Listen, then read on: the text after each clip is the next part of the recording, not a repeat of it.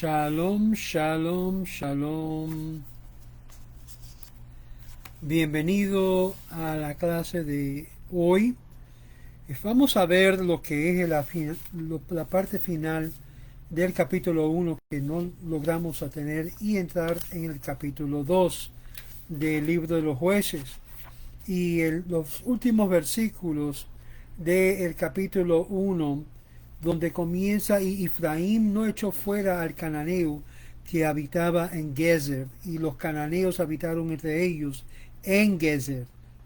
Capítulo 1, verso 29.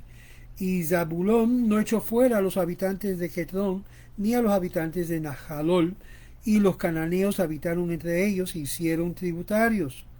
Y Aser no expulsó a los habitantes de Aco, ni a los habitantes de Sidón, ni a los de Aclab, ni a los de Achzib, ni los de Kelba, ni los de Afig, ni a los de Erdocab. Y los de Aser habitaron entre los cananeos y los habitantes de la tierra, porque no echaron fuera. Y Naftalí no expulsó a los habitantes de Bet-Semes, ni a los habitantes de Bet-Anat, y habitó entre los cananeos los habitantes de la tierra, y los habitantes de Bet-Semes y de Bet-Anat fueron tributarios a ellos. Y los amorreos obligaron a los hijos de Dan a la montaña, porque no los dejaban bajar al valle. Y los amorreos querían quedarse en el monte de Queres y en Ayalo y Shaalbim, pero la mano de la casa de José prevaleció y hicieron tributarios.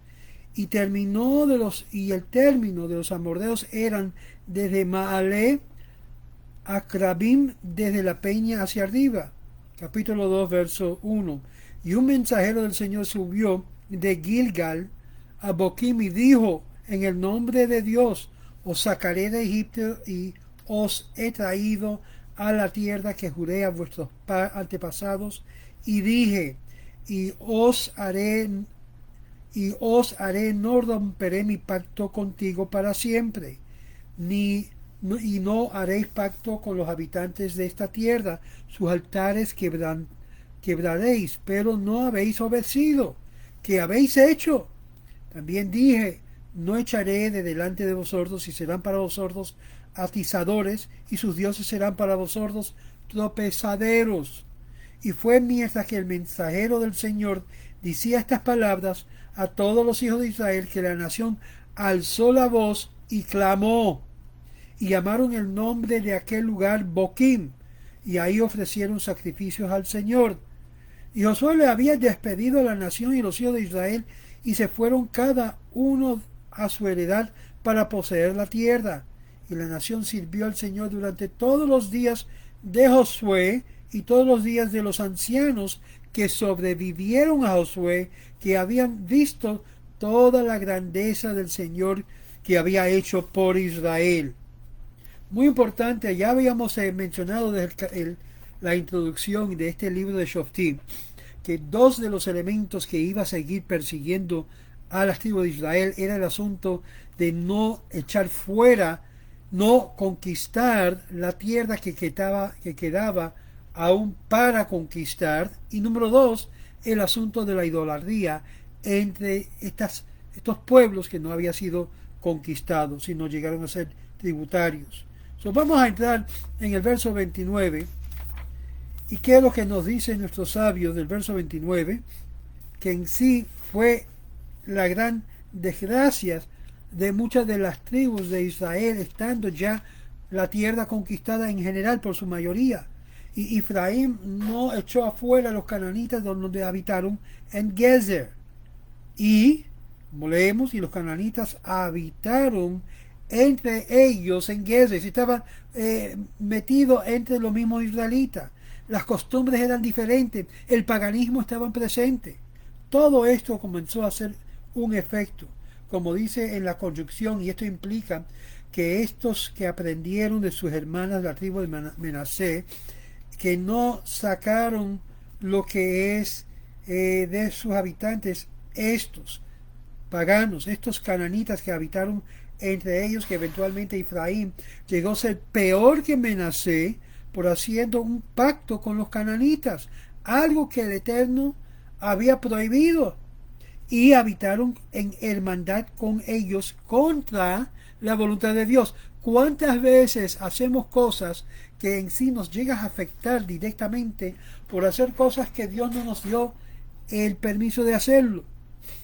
Y entre ellos, en medio de ellos, Zebulón, verso 30, no, y de este verso las tribus no participaron de tomar control por total de su porción, que fueron dados a ellos en secuencia de la lotería que leemos que Josué hizo en el capítulo 19. Esta ciudad llamado Quitrón, del verso 30, es la ciudad que llegó a ser más conocido como Sefores. En la Megilá, en el Talmud Megilá 6a lo menciona. Y entre los cananitas eran la mayoría que habían habitado con Asher o con Aser, como entre ellos y los cananitas y los habitantes de la tierra, por lo tanto no lo sacaron de ahí. En hecho, esto es un hecho, los cananitas se rebelaron contra la tribu de Asher y llegaron a regirlos como uno que rige sobre ellos, y este fue el castigo que le fue dado por no echarlo fuera. Esto es una lección muy importante. Si no conquistan la tierra de esta mentalidad totalmente contraria a la voluntad de Dios, eventualmente te van a controlar. Verso 33, los habitantes llegaron a ser tributarios a ellos. Solamente los habitantes no cananitas llegaron a ser tributarios como para Naftalí, pero no los cananitas. Eran un pueblo muy fuerte y agarrado en su paganismo y en su cultura contrario a la voluntad divina. En una explicación alternativa le dieron a ellos se refiere a los cananitas, que eran tributarios a los cananitas y no a Naftalí, que le dieron más fuerza a los mismos enemigos que estaban en medio de ellos.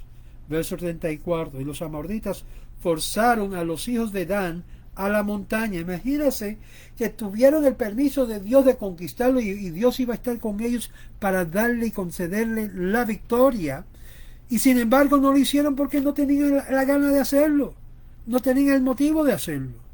Estaban ya complacidos con la porcioncita chiquitica que ellos tenían, y ahí está el error, amigos.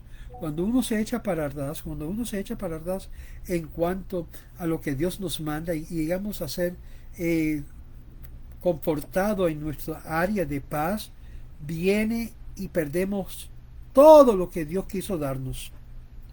Y esta es la lección que aprendemos de esto de los jueces en estos capítulos iniciales. Y los amorritas forzaron a los hijos de Dan a quedarse en la montaña porque habían sido castigados por el ídolo de Mica cuando tomaron posesión de lo que es la idolatría de estos. Verso 35. Y querían mantenerse ahí. La casa de Yosef prevaleció y los enemigos llegaron a ser tributarios. Inicialmente los amorritas causó que Dan se retrocediera a las montañas, y en el avance de las montañas estaban por necesidad de ayuda de sus propios vecinos, y la casa de Yosef, sin embargo, no aprendió la lección hasta que fueron destruidos por el contenido de subyugarse a ellos. Ayalón y Shaalbim, estas dos ciudades, fueron lo que se estaba en la frontera entre Dan y Efraín, y leemos que entre estos años eran la frontera de los amoritas, en la cual eran muchos acuerdos que se hizo hasta que hicieron fronteras respectivamente en paz con ellos, y esto fue la causa que Dios los reprende a ellos, a estas dos tribus, por hacer esto. Estos amoritas llegaron a ser tributarios a Dan. El Da'as Sofrim explica que esto se refiere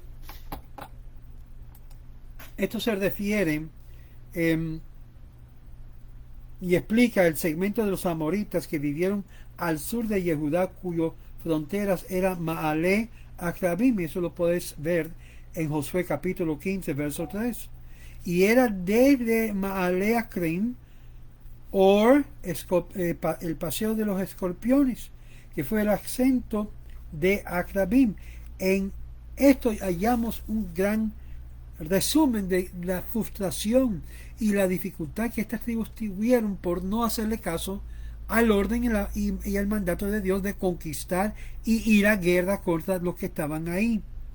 Ahora, en el capítulo 2, este capítulo de introducción de muchas calamidades que vamos a ver enseguida, que las tribus obedecieron y lucharon contra otras naciones con la ayuda de Dios para que fueran victoriosos. Aquellas tribus que no hicieron nada sino para solamente mantener su paz, sufrieron las consecuencias vil de haber sido indiferente al mandato divino. Como leemos en el versículo 1, y un mensajero del Señor subió de Gilgal a Boquim y dijo en el nombre de Dios: os sacaré de Egipto y os he traído a la tierra que juré a vuestros padres antepasados, y dije: os haré, no romperé mi pacto contigo para siempre. No haréis pacto con los habitantes de esta tierra, sus altares quebraréis, pero no me habéis obedecido. ¿Y qué habéis hecho? Es decir, yo te di instrucciones muy claras de no entrar en ningún acuerdo con los habitantes de la tierra, porque ellos te iban a hacer daño, te iban a causar asimilación en el nombre de paz, y ustedes habrían de caer de las trampas cazadoras de ellos de ser y vivir como ellos viven, la cual yo estoy tratando de sacarlo de la tierra, despojarlo de la tierra sagrada. Y no haréis pacto con los habitantes de esta tierra, lo hicieron. Y sus altares quebraréis, y no lo quebraron. Pero no me habéis obedecido. ¿Qué habéis hecho? Y también no los echaré delante de vosotros, y serán para vosotros atizadores, y sus dioses serán para vosotros tropezadores. Es decir, la religión de los cananitas, la religión de estas naciones que se quedaron ahí, serán piedra de tropiezo para Israel, y ha sido hasta el día de hoy. Es un mandato que le fue dado al pueblo de Israel de sacar lo que es la idolatría y la cultura idólatra de en medio del pueblo de Israel. Y aquí aprendemos la lección que el Señor mandó un mensajero para decirle quién era este mensajero. Aprendemos del Seder Olam que esto era nadie más que Pinhas, el mismo quien levantó la voz cuando hubo la caída del pueblo de Israel a lo que es la inmoralidad con las hijas de Miriam, con las hijas de Moab, cuando fueron seducidos por las mujeres y comenzaron a adorar Baal Peor por causa de que las mujeres tenían un collar, y ese collar colgaba entre las peceras de la mujer, y los hombres entraban cuando tenían la intimidad a ver estas mujeres muy hermosas, caían y adoraban a la idolatría que estaba entre sus peceras. Y esto causó una plaga caer que mató miles y miles de israelitas. Esta declaración se halla en la edición prevalente del Seder Olam, pero en Levítico Rabá 1, usualmente Ma'alach significa un ángel.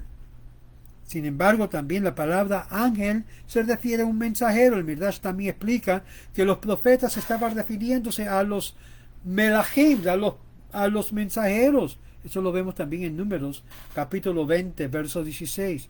Esto es por causa que se asume que la espiritualidad de un ángel que está profetizando, siendo que el verso se refiere al profeta Pinhas. Consecuentemente, él no descendió del cielo como un ángel, pero más bien ascendió de Gilgal, es decir, se levantó de Gilgal.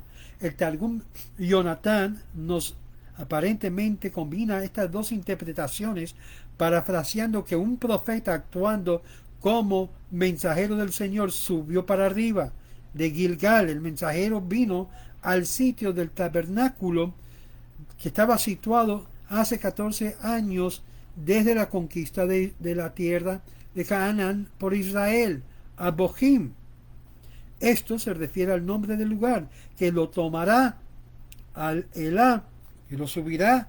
Esto se refiere en el tenso futuro, mientras que la palabra Uvao, que he traído a ustedes, le he traído, está en el tenso pasado. Rashi explica esto, que os tomaré una reflexión de lo que es la declaración original que había traído al pueblo a la tierra, y de esta forma inicialmente lo había sacado de Egipto en estas condiciones.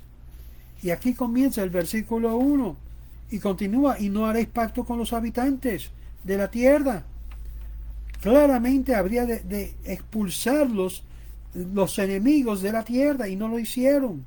Y esto fue lo que yo he jurado a vuestros antepasados, mencionando juramento a vuestros antepasados, a vuestros padres, similarmente para minimizar esa ingratitud. Actualmente la intención era que Israel no habría de sentirse seguro en la tierra, y el juramento de Dios fue meramente para traerles a ellos a la tierra, con el fin para que pudieran tener realmente verdadera paz.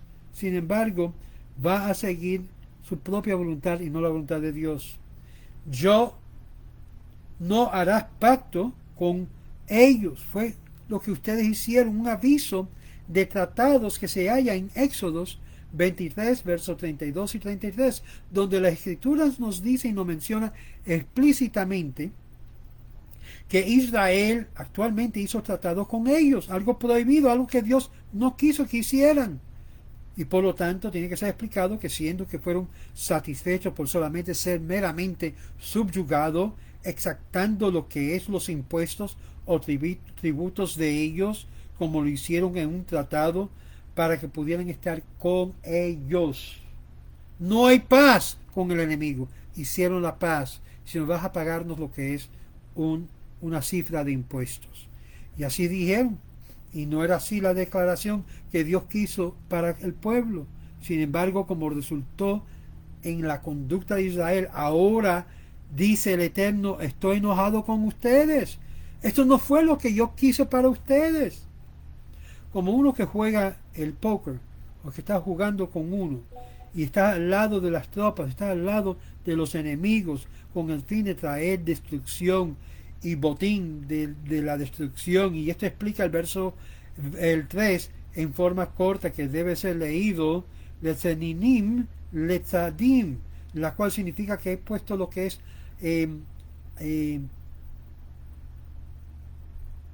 un anzuelo a vuestros lados. Rashi aparentemente entiende esta interpretación de esta forma, que puso anzuelos. El rabino Kimchi también cita el Targum como interpreta la palabra Hatzirim, vuestros adversarios. Otros interpreta que en sí los cazadores te van a cazar, te van a poner una trampa, como indica la palabra Seidá, la palabra de Seidá, como entraparlos, como hacen cuando entrapan un animal para cogerlos. Y esto lo menciona en Números capítulo 33, versos 55, y en el libro Josué 23, versos 12 y 13. Y dice: y lloraron, verso 4, y fue mientras que el mensajero del Señor decía estas palabras a todos los hijos de Israel, que la nación alzó su voz y clamó. Literalmente lloraron a Dios, clamaron. Y ellos no se arrepintieron de todo corazón, pero solamente lloraron. Bacó. Por lo tanto, el lugar fue llamado Jojim. Sin embargo, Mesudá David mantiene que ellos resintieron sus acciones y consecuentemente trajeron sacrificios para apaciguar a Dios. Pero realmente lo que hicieron estaba mal. Verso 5. Y llamaron el nombre de aquel lugar Boquim, y ahí ofrecerían sacrificios al Señor. El nombre presente en el texto es Boquim, es llorando. Uno puede estar llorando porque se dieron de cuenta el mal que hicieron y no estar arrepentido. Esto muestra que uno tiene que estar llorando constantemente, no por causa del efecto que tiene la acción, sino por causa de ver que la obra que había hecho estaba equivocado. Y estaban llorando constantemente por las malas obras, no solamente de una vez, sino múltiples veces. Y sacrificaron al Señor ahí. Y fue ahí cuando el santuario estaba en Shiloh, en los altares privados que eran prohibidos aún en ese tiempo por causa de ciertas condiciones, en la cual en la cual ellos estaban permitidos de hacer. Baruch atah Adonai Elohim melech haolam asher hakol nהיה בדברו.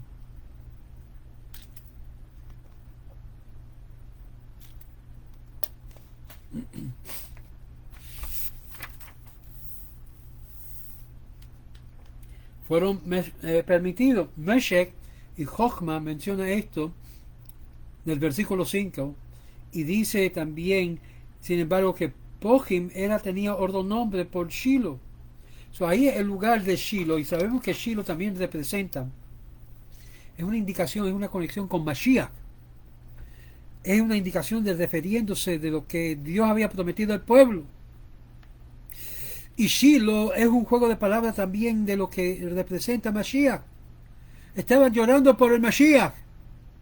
Una de las cosas que estamos viendo en Eretz Israel es el problema de cómo el partido derechista de Israel ha asumido, los religiosos han asumido mucho poder en Israel, y esta es la razón que vemos en Israel los izquierdistas, lo que yo llamo el Erev Rav en Israel, los que no creen en Dios, los que no creen en la Torá y son llamados judíos. Yo puse recientemente en una conversación con varios de lo que es el grupo allá en Israel, que lo que tienen que hacer es reemplazar al Erev Rav con gente dati, con gente religioso, con gente convertida que aman a Dios realmente de corazón, y llevarlo y permitirlo lo que es para aliar ahí, y que reemplazca todo ese género de mal que hay en el pueblo, para reemplazarlo, porque ya entre 2 o 3 generaciones ya no serán judíos, porque están siguiendo el mismo patrón de aquellos que son asimilados por las naciones. Y cuando eso ocurre, hay que despojar, desenterrar, es decir, desconectarlos totalmente. Son caret, removidos entre el pueblo. Aunque algunos todavía lo quieren ayudar, pero si no se quieren ayudar, no hay cómo. Solamente si no Dios actúa, el pueblo está totalmente en una infección mortal de su vida.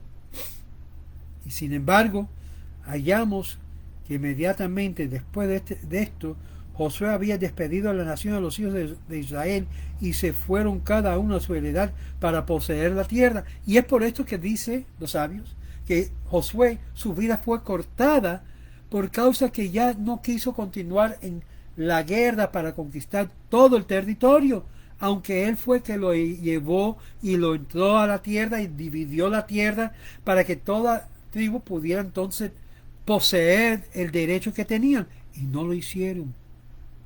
Se llama la vagancia del pueblo de hacer lo que Dios mandó. Y este incidente actualmente ocurrió anteriormente, y las escrituras nos había venido diciéndolo en el verso 11, y dijeron que esto fue un mal.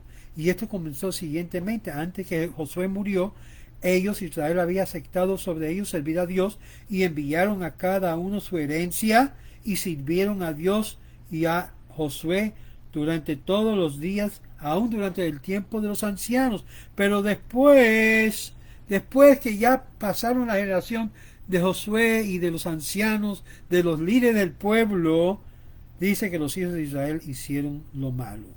Significa que se echaron para atrás, se acostaron y dijeron: bueno, ya tenemos nuestra herencia, ¿para qué necesitamos seguir con la guerra, seguir con la lucha? Vamos a descansar ya. Y poseyeron la tierra. Esto menciona que Josué no era el culpable de no haber conquistado toda la tierra, siendo que él murió y siendo que había enviado a Israel para poseer las porciones que todavía faltaba en su territorio de conquistar. Todos los días de Josué, verso 7. Y la nación sirvió al Señor durante todos los días de Josué y todos los días de los ancianos que sobrevivieron a Josué, que habían visto toda la grandeza del Señor que él había hecho por Josué, por Israel. Y aquí hallamos que en sí los ancianos, Israel no había pecado, mientras que veían tantos milagros, incluyendo el cruzar del Jordán y el sol parando en su lugar y la luna por igual, por las victorias sobre estos reyes. Y Josué sobrevivió. Yamim, los días fueron alargados, pero sus años aún no era, por causa que era muy indiferente, y con sus palabras finales, así lo menciona en el verso 9. En Gaash la montaña tembló sobre ellos cuando vieron que lo mataron. Y vemos que aún se deduce de aquí que no enlutaron el pueblo de Israel correctamente por el líder que le había dado la herencia, por Josué, como hicieron apropiadamente con su maestro Moshe, siendo que la escritura no menciona que ellos lloraron. Esto es en el caso como sucedió con Moisés y Aarón, que sí lloraron. Con Josué no lloraron por su muerte.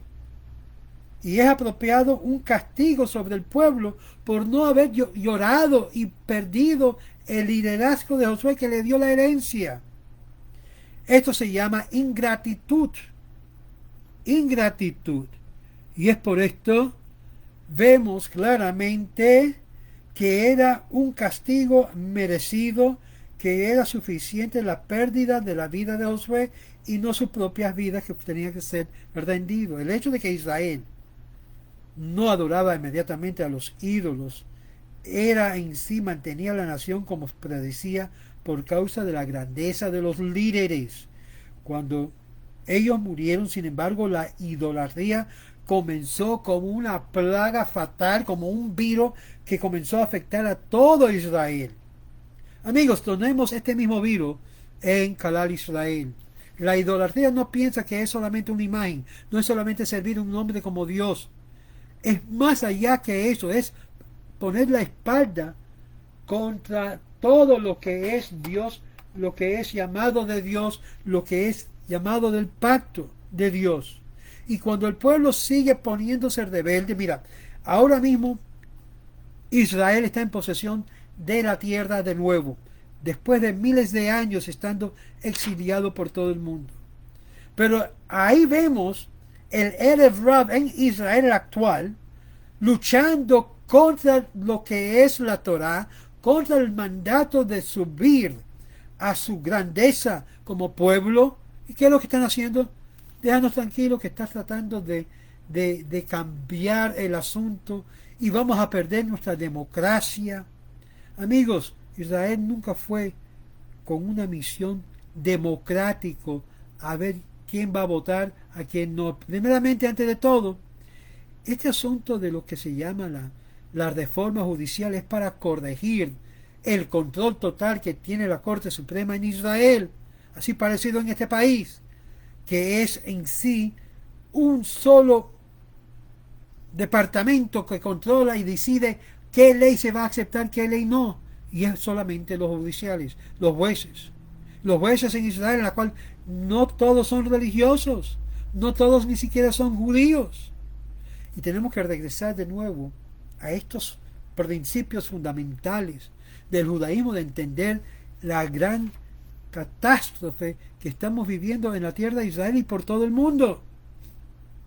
Y es por eso que pedimos al Eterno, llorando, sí por el Mashiach, sí por los jueces de la antigüedad, por los ancianos de la antigüedad, que pueden levantar la voz en forma alta para llamar al pueblo al regreso de su Dios.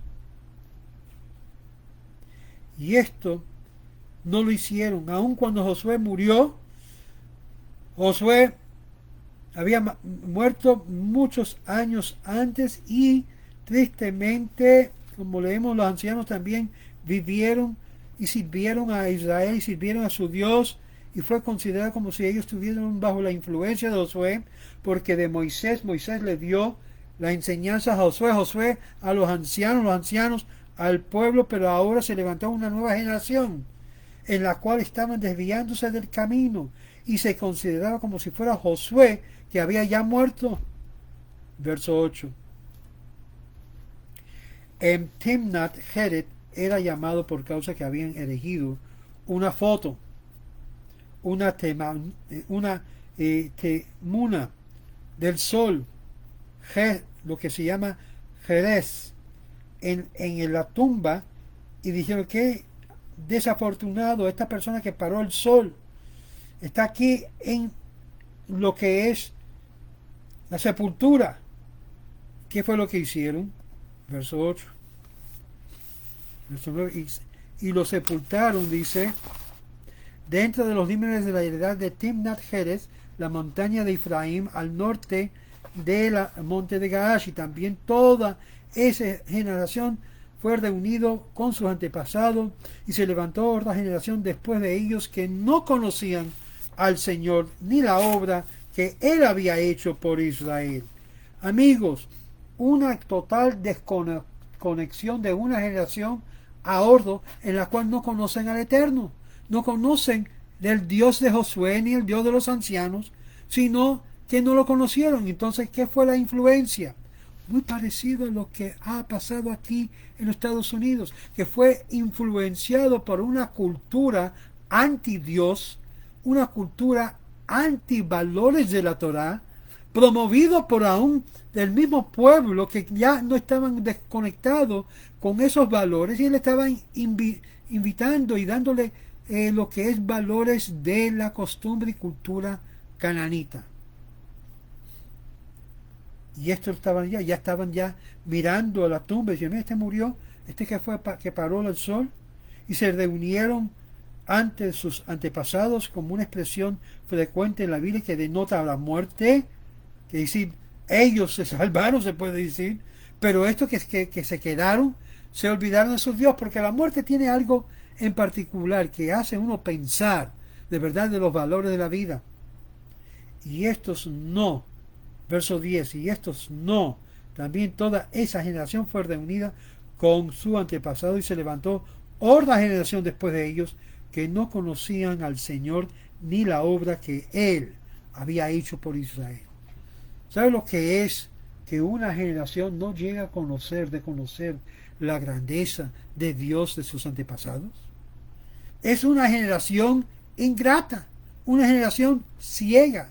Nosotros estamos viviendo una generación ingrata y ciega ante las cosas de Dios, en la cual no conocieron al Señor ni su obra. 7 años habían pasado desde el Éxodo hasta este tiempo, y eran probablemente que eran pueblos que vivían en los 80 y que habían sido testigos de muchos milagros, siendo que ellos poseyeron ninguna sabiduría de la Torá, ni lo protegían, y habían caído en esta gran desgracia, que no conocieron con sus lógicas ni con sus obras, se olvidaron de los hechos. Amigos, el que se olvida de su historia llega a repetir las desgracias de esa historia. Verso 11. Y los hijos de Israel hicieron lo malo ante los ojos del Señor, y sirvieron a los Baales. ¿Qué es lo que poseían el pueblo de Canaán y todos estos pueblos que todavía no lo habían extraído de la tierra? Los Baales. La misma repetición. Si no aprendes de la historia, vas a ser maldecido en repetirlo. Baalim significa la interpretación de maestros, ídolos, como maestros que habrían de servir. La palabra plural de Baal es Baalim, en la cual estaba en cada región en su Dios y en su particularidad específica. Estos versículos describen las secuencias que Israel y su transgresión primero vieron el mal, que violaron los mandamientos en general, entonces se rebelaron y adoraron ídolos. En la primera conjunción con su adoración a estos dioses falsos, verso 12, entonces abandonaron su adoración, negando la existencia de Dios completamente, como leemos en el verso 13. ¿Cómo es posible que los hijos de Dios, que los hijos de Israel llegan a este nivel, que habían sido salvados por el Eterno cuando estaban en Egipto, en esa oscuridad espiritual? Habían sido salvados, Dios le había revelado, le había mostrado, y ahora están de nuevo en la misma. Ashley explica que la primera cosa que habían aprendido es el pecado ante los ojos de Dios. Anai Hashem, ante los ojos de Dios. Una cosa que ciertamente ellos vieron, y eventualmente crecieron totalmente como idolatría. Verso 12. Y abandonaron a Dios de sus antepasados, y los había sacado de la tierra de Egipto, y se fueron en pos de otros. Esto, amigo, es traición al pacto, esto es idolatría, esto es adulterio espiritual con Dios. Se fueron con orden. Quizás vamos a probar otra religión, vamos a probar otra ideología, vamos a probar otra cosa que no sea los mandamientos que Dios nos mandó. Esto es aburrido. Vamos a ir a otras fuentes. Vamos a tratar otras filosofías y ideologías que no sea la de Moisés, que no sea de la Torá. Vamos a pensar sobre cómo podemos crear otra vaca de oro, o vamos a ponerlo como un ser humano como de oro. Ashley que explica esto, que fue lo que hicieron, que ellos se postraron. Nunca se me olvida que una senadora judía, que supuestamente es judía, se doblegó durante lo que era este asunto llamado la pandemia. Se doblegó ante hombres. Yo me quedé en shock. ¿Eres judía? Yo me llegué a entender, no, esta persona, aunque tiene apellido judío, aunque nació de madre judía, es una de las miembros del pueblo, como estos israelitas que se doblegaban ante las divinidades, ante las idolatrías. Estas son las personas que hay que arrancarlo de las posiciones políticas en este país y en Israel. Inicialmente abandonaron su creencia que solamente Dios supervise, que Dios es el todo sobre ellos, y ejemplifica lo que es el orden, determinar que no hay otro poder pero Dios.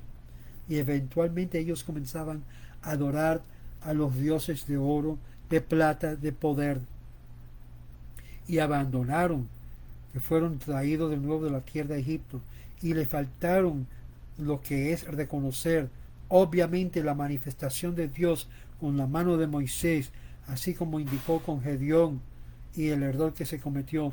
Ellos abandonaron al Señor y dejaron a Dios completamente adorar para ir hacia otros poderes, otros intereses. Ashtarot, ídolos hechos en formas de seres humanos. Ashtarot, plata y oro eran sus dioses, y abandonaron al Señor y sirvieron a Baal y Astarot, y la ira del Señor se encendió contra Israel y los entregó en las manos de los saqueadores, y ellos despojaron y los entregó en sus manos de sus enemigos alrededor, y ya no pudieron hacer frente a sus enemigos. Ya no podían, no tenían la fuerza, estaban totalmente doblegados a intereses falsos. Habían sido debilitados por la asimilación y por la falta de Torá y Dios en ellos para conquistar su propio Yetzer Hara, su propia inclinación malévola hacia la asimilación. No tenían la fuerza, estaban totalmente debilitados. Vamos a parar aquí mismo en el verso 14 para continuar más tarde lo que es el resto del capítulo 2, y vamos a ver que la ira del Señor se encendió contra Israel y los entregó en manos de los saqueadores, y ellos lo despojaron y los entregó en manos de sus enemigos alrededor. Ya no pudieron hacer frente a sus enemigos, razón por la cual siempre sufrimos por causa que nos debilitamos en nuestra conexión con la Torá, con el mandato de Dios, y es cuando vemos la debilidad y la destrucción de nuestro pueblo por causa de no levantarnos bitajón Hashem, confianza en el Eterno y en el Eterno solamente. Esto es duro, pero la historia se repite, amigos, hasta el día de hoy. No pienso por un momento que no estamos repitiendo en sí un sentido el libro de Shoftim. Lo vemos en nuestras propias generaciones. Cuando se pone fuerte el pueblo de Israel hacia su Dios, entonces los enemigos comienzan a doblegarse ante el poder de Dios. Pero cuando nos debilitamos nosotros de nuestra conexión con la Torá, con los mandamientos de la Torá, con los mandamientos de Dios, entonces el enemigo, nuestro enemigo, que son muchos, toman lo que es la fortaleza y comienzan a poner lo que es el yugo de esclavitud sobre nuestra cabeza. Que el Eterno permite que jamás ninguno del pueblo de Israel, del pueblo de Dios, se halle en este tipo de subyugación del enemigo. Shalom, shalom, y sea parte de los caminos de Israel. Gracias a aquellos que estaba mirando que estaban poniendo galardón de puntos. Gracias por su contribución por este medio. Lo pueden hacer aquí mismo las estrellitas que ustedes ven. Eso, cuando usted dona, va a los caminos de Israel. También lo puede hacer a través de PayPal, que lo tengo aquí también puesto. Puedes donar también por este medio y puede darnos lo que es su donación y ser miembros de nuestra organización. Ve a nuestro grupo de los Caminos de Israel, baja la aplicación y como resultado de ser parte de los miembros de los Caminos de Israel, no solamente llega a recibir una tarjeta de membresía con su foto, su información, sino nos llega a ayudar a poder seguir para adelante en este gran trabajo que estamos haciendo por toda Latinoamérica. Ayúdanos, sea una forma de bendición para lo que estamos haciendo y bendiga también y patrocine lo que es nuestros videos y nuestro canal y nuestros grupos por toda Latinoamérica.